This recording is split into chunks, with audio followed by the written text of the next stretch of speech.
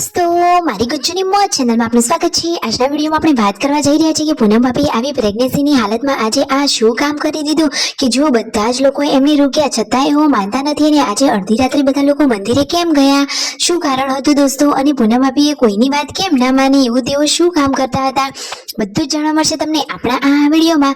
મારી ચેનલ પર નવા હોય તો ચેનલને ફટાફટ લાઈક શેર અને સબસ્ક્રાઇબ કરી દો। Full video in life of Thakor channel દોસ્તો, ફૂલ વિડીયોની લિંક ડિસ્ક્રિપ્શનમાં મૂકેલી છે, ત્યાં જઈ તમે આખો વિડીયો વોચ કરી શકો છો। હવે ટૂંકી ટચુકડી લાઈ લેટેસ્ટ ટ્રેન્ડિંગ માહિતી મેળવવા માટે કરી દો મારી ચેનલને ફટાફટ સબસ્ક્રાઇબ। તો ચાલો દોસ્તો, વધારે રાહ ન જોતા આપણે વિડીયોની શરૂઆત કરી દઈએ છીએ। તમે વિડીયોમાં લાઈવ જુઓ કે આજે તો પૂનમ ભાભીએ શું કરી દીધું। અત્યારે પ્રેગ્નન્સીમાં તેમની તો તબિયતનું બહુ ધ્યાન રાખવાનું હોય ને એવા જ સંજોગોમાં જુઓ એ તો અહીંયા કપડાં ધોવા માટે બેસી ગયા છે પાણીમાં। જુઓ એ તો પાણીથી આખા પલળી જ રહ્યા છે। તો દોસ્તો, શું તેમને શરદી ના થઈ જાય, તેમને તબિયતનું ધ્યાન ના રાખવું જોઈએ?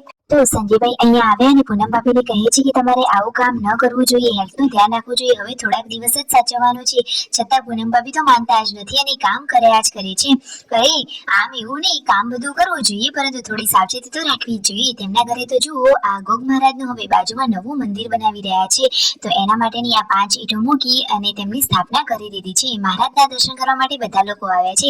પાર્વતી ભાભી, પૂનમ ભાભી, મિતાંશ, તેમના સાસુ, રણજીતભાઈ, રાકેશભાઈ, સંજયભાઈ બધા જ લોકો આવ્યા છે। મિતાંશ તો હાથેથી જય જય કરી રહ્યો છે અને જુઓ પૂનમ ભાભી પણ સરસ મજાના અહીંયા દર્શન કરીને આશીર્વાદ મેળવી લીધા છે। જેન્ટ્સો ને બધા જ બાળકો પણ અહીંયા આવી ગયા છે। તેમના ત્યાં મહારાજને હવે અલગથી મંદિરમાં બેસાડવાના છે, તો આજે પાંચમના કારણે તેનું મુહૂર્ત કરી લીધું છે। બધા જ લોકો અહીંયા ભેગા થયા છે અને ઘરે આવી ને બધા લોકો જમવા બેસી રહ્યા છે। જમવાનું સરસ મજાનું રેડી છે। આજે જમવામાં સરસ મજાની અડદની દાળ અને બાજરીના રોટલા છે।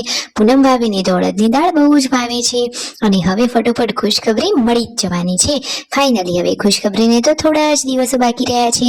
ઘરના બધા લોકો તો કામકાજ કરી રહ્યા છે અને મિતાંશ તો અહીંયા આજે રમી રહ્યો છે। જુઓ તો ખરા કે મિતાંશ તો આજે સવારથી બપોર સુધી બહાર જ રમતો હતો, અત્યારે હવે પાર્વતી ભાભી જોડે આવ્યો ને પછી દાદા જોડે રમે છે। સાંજની જમવાની તૈયારીઓ થઈ રહી છે। આજે તો પૂનમ ભાભી જોરદાર દેશી સ્ટાઇલમાં ચૂલા ઉપર નવી રેસીપી બનાવવાના છે। વિયુ તો મોડા સુધી આજે સૂતી છે। બધા લોકો અડધી રાત્રે આજે મંદિરમાં કેમ ગયા, શું કારણ હતું? તો જુઓ પૂનમ ભાભી તો આજે ચૂલા ઉપર દેશી સ્ટાઇલમાં કઈ રેસીપી બનાવી રહ્યા છે। આજે તો તીખું તીખું મરચું એટલે કે ચટણી બનાવવાની હતી, પરંતુ એમને તો ડુંગળીના વઘારવાળી જોરદાર અલગ સ્ટાઇલની ચટણી બનાવી। તો શું બધા લોકોને ભાવશે કે નહીં, એ તો કહી રહ્યા છે કે મેં તો આજે એક નવું ટ્રાય કર્યું છે, તો બધા લોકોને ટેસ્ટ કરાવીએ તો કેવું લાગે છે। અને આટલી તીખાશ હોવાના કારણે પૂનમ ભાભીને તો એટલું તીખું ખાવાનું નથી, તો તેઓ શું ખાશે? અહીંયા પાર્વતી ભાભી મિતાંશને ખવડાવી રહ્યા છે।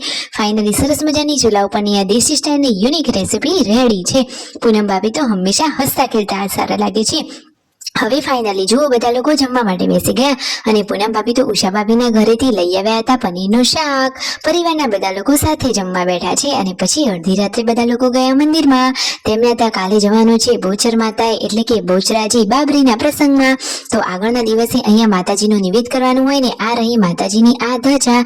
જુઓ જય શ્રી બોચરમાં લખેલી આ માતાજીના ફોટાવાળી ધજા છે। તમને પણ આ માતાજી ઉપર શ્રદ્ધા હોય તો જય શ્રી બોચરમાં કોમેન્ટમાં લખવાનું ભૂલતા નહીં। જુઓ તો ખરા આખો દિવસ બધા લોકોએ સરસ વિતાવ્યો અને આજે તો ઘણા ટાઈમ પછી અથાણું યાદ આવી સંજયભાઈને, ત્યારે તેઓ હલાવવા માટે ગયા। મસ્ત મજાનું રેડી થઈ ગયું છે, જોતા જ મોઢામાં પાણી આવી જાય એટલું ટેસ્ટી અથાણું છે। તો કરો ફટોફટ લાઈક શેર એન્ડ સબસ્ક્રાઇબ।